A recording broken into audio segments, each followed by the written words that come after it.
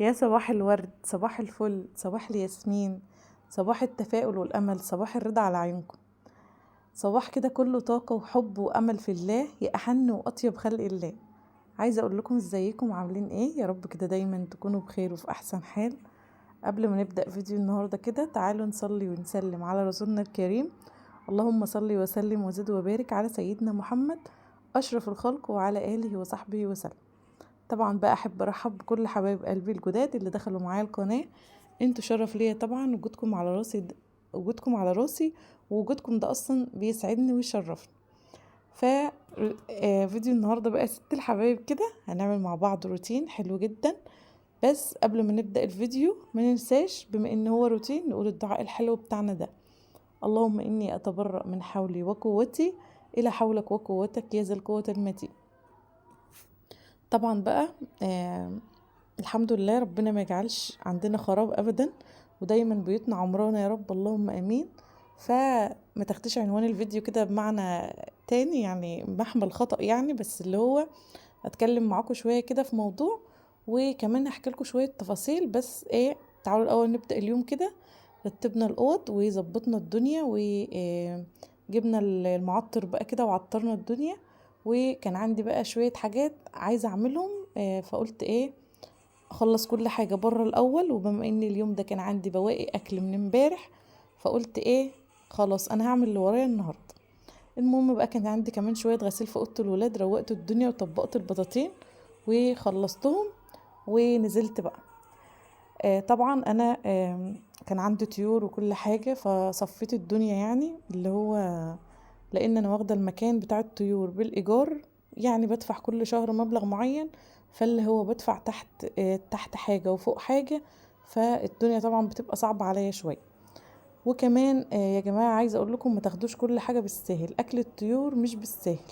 لان انا جربت والله العظيم، واللي انا شفته محبش يعني احكم على حاجه غير لما اخدها الاول.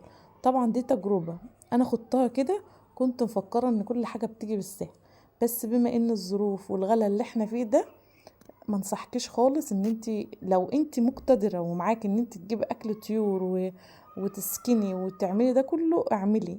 بس انا طبعا كنت بشتري كل حاجه بشتريها بالفلوس. عايزه اقول لكم الاكل بتاعهم اللي بصوا كل حاجه، فاللي هو لقيت نفسي مش هينفع. طبعا كان عندي دي فرخة رومية، رومي يعني رومي، دي فرخة رومي ماشي. فهي كمان كانت بتغير ريش، يعني بصوا شايفين الريش الصغنن اللي فيها ده، هي كانت باضت وخلاص بقى هي هترقد وكده وتطلع بقى كتاكيت صغيرة. بس انا يعني عايزة اقول لكم ان انا زهقت، وكمان تعبت واعصابي تعبت لاني وكنت بتعب تحتهم وبقعد اكنس واروق وكده وانا كانت اعصابي بتتعب وما كنتش قادرة. وكمان عايزه اقول لكم حمل الولاد بيبقى صعب عليا ان انا يعني لوحدي. طبعا جوزي مش هنا، ربنا يبارك لي في عمره يا رب ويخليه.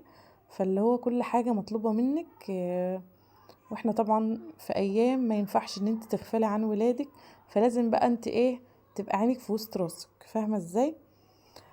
مش على كده كمان الحمد لله ربنا يهديهم يا رب ويعافيهم ويخليهم هم واولادكم يا رب، وكل اولاد السامعين اللهم امين. آه الطيور ليها ميزانية معينة. يعني انت عايزة تعملي يكون عندك طيور، لازم تكوني مقتدرة وهتعملي لهم ميزانية خاصة بيهم. خلاص. اما انا بما ان انا ما كنتش عندي مكان، وكمان يعني الميزانية ما تسمحش معايا ان انا اجيب لهم اكل كمان وان انا كده، فما عرفتش الصراحة ان انا اتعامل معاهم. انا خليت عندي شوية طيور بس فراخ بلدي بس خلاص.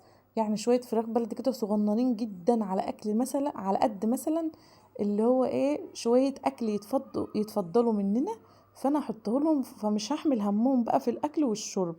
وبما ان هم فراخ بقى، الفراخ البلدي طبعا بيكون تربيتها غير اي حاجة تانية، بتبقى سهلة ومش بيبهدلوا الدنيا تحتيهم، مش بيعملوا اي حاجة، هم هادين. وبيكون طبعا بقى لو باضوا او كده بتبقى ايه بيمشوا الدنيا وبيخلوك كده ايه تملي البيت خير. فاللي هو انا دبحت كل حاجة، دبحت كان عندي بط وكان عندي فرخة رومية كده دبحتها، وبحت اللي بحته برضه، مشيت الدنيا وظبطت الظروف كده يعني ايه على اساس ان انا اجيب فراخ بيضه صغننه كده، عشان طبعا كل سنه وانتم طيبين بقى رمضان داخل.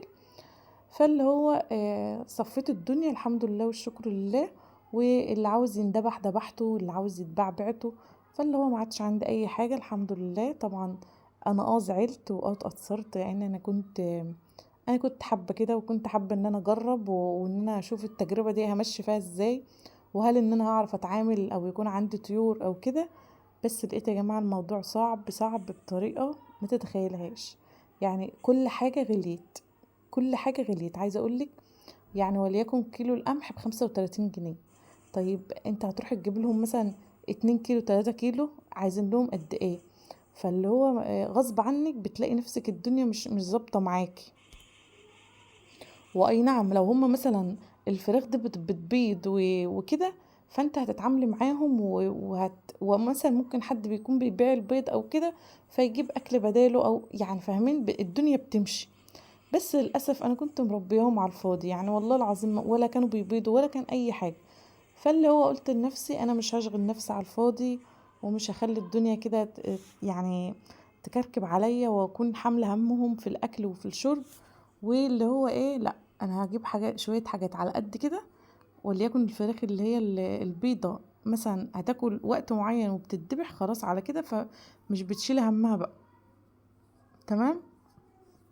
عايزه اقول لكم بقى، فضلت ابحث كده على اليوتيوب، لان طبعا الفرخه دي فرخه رومي، فكان فيها اللي هو الريش الصغنن قوي ده. فلقيت بقى في ناس عماله بتنضف كده بالملقاط، اللي هو انا عامله الملقاط ده على فكره، يعني عشان محدش يقول حاجه كده ولا كده، انا مخصصاه للطيور. خلاص يعني انا بغسله وبحطه في العلبه بتاعه المعالق اصلا، ده مخصصاه للطيور كده، بشتغل بيه جايبه لهم هو اصلا.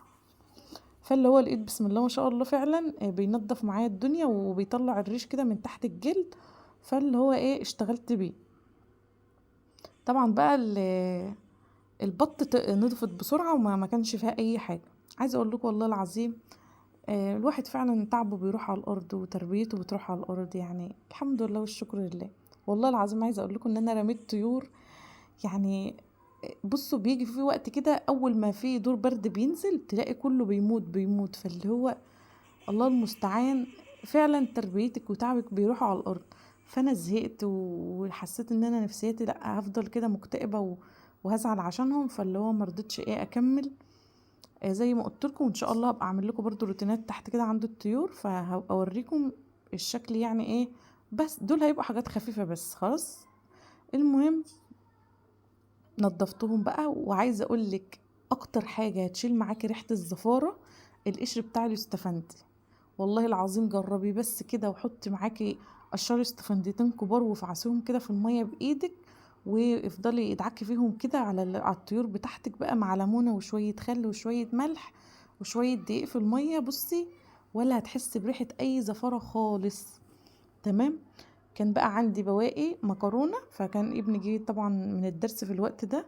طبعا بقى النتائج ظهرت وبسم الله ما شاء الله، يعني حاجات مفرحة. ربنا ينجح الجميع يا رب اللهم امين. طبعا عايزه اقول لكم كتر خير الولاد الترم ده، حاجه الله المستعان. ربنا يعدي الترم الجاي على خير بس، والدرجات تظبط معاهم ان شاء الله. فاللي هو بقى ربنا ما يضيعش تعبنا يا رب كده على الفاضي. المهم حطيت لكل واحد خرطة مكرونة، كنت دفتها تدفية بسيطة كده واكلتهم. فجم بقى بعد المغرب كده اللي هو ايه جوعنا، فقلت اعمل ايه، قلت اعمل اكل زوز والحلو بقى ده اللي انتوا بتحبوه. قلت اعمل ايه بطاطسايه كده بتنجانه بحته جبنه. الجبنه دي ما عندي بقالها اسبوع، فهي هتقعد كمان شويه، يعني 10 ايام بالكتير قوي ممكن تحافظي عليها. ازاي؟ هتغلي شويه ميه وتبرديهم وتبداي تنزلي الجبنه دي، جبنه قريش مش جبنه بيضه خلاص. المهم وتبداي تبردي الميه، واول ما تبرد تنزلي عليها قطعة كده من الخيار ونص قرن فلفل صغنن حامي، يعني عشان يديلها ايه طعم سبايسي كده. المهم بقى وبعدين اول ما تبرد تنزلي عليها تنزليها في قلب المية، وتحطي في المية نسيت اقولك معلقتين او 3 ملح. بس مش تملحيها قوي يعني ان هي تبقى حادقة مش تتاكل يعني، لا تملحيها على قد الاكل كده. وبعدين تنزلي فيها الايه الجبنة وتسيبيها بقى بره تبرد، وبعدين تدخليها التلاجة. عايزة اقولك هتحافظي عليها، لان لو انت حطيت الجبنة كده في التلاجة مش هتقعد معاكي اكبر وقت ممكن خلاص. المهم بقى كده خرجت حته، قطعت عليها طماطمايه وشويه زيت وعملتهم كده، وكمان حمرت بطاطسايه. طبعا البطاطس دلوقتي عايزه اقول لكم بسم الله ما شاء الله اللهم بارك، حاجه تفتح النفس كده، حلوه قوي. فاللي هو بقى كلي بطاطس دلوقتي على قد ما تقدري قبل ما تغلى بقى. المهم طبعا البطاطس دي جايه لنا ببلاش اصلا، ربنا يخلي يا رب اللي زارعها يا رب ما نتحرم منه ابدا.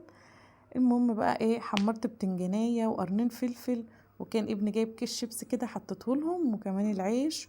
ولو عندك بقى خضار او خس او جرجير او اي حاجه برضو جهزه لهم كده. وطلعت حته مخلله وقطعت لهم خياره واكلنا. عايزه اقول لكم بجد يعني اصل خرطه المكرونه ما عملت لناش اي حاجه.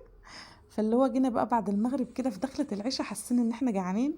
طبعا زي ما انتوا عارفين الشتا بيأكل كده وبتحس ان انت عايزه تاكلي اصلا. فالمهم جهزت لهم الاكل ده، وقلت اعمل لهم حاجه حلوه كده. قعدت فتحت التلاجة اللي هو لقيت بواقي جوافه كده من الاسبوع اللي قبل اللي فات، فاللي هو فيها حته مش حلوه نضفتها وظبطت الدنيا. وقطعت بقى كده موز على فراوله، على كان عندي برضو تفاحتين من الاسبوع اللي فات. عايزه اقول لكم انا اسبوع بجيب واسبوع لا، كل اسبوع بجيب حاجه، فاهمين قصدي ازاي؟ وموز بقى وكل المتوافر عندك اعملي. وكمان خرجت شويه بلح اللي هو التمر، وجبت كده حطيت شويه ميه في الكتل غلت لان انا مش عاملاه من بدري. فاللي هو نقعته فيها حوالي 10 دقايق كده بالميه السخنه، خليته كانه انا نقعاه من الصبح اصلا. خلاص بسم الله ما شاء الله اللهم بارك. عايزه اقول لكم خلى الكوكتيل ده في حته تانية خالص.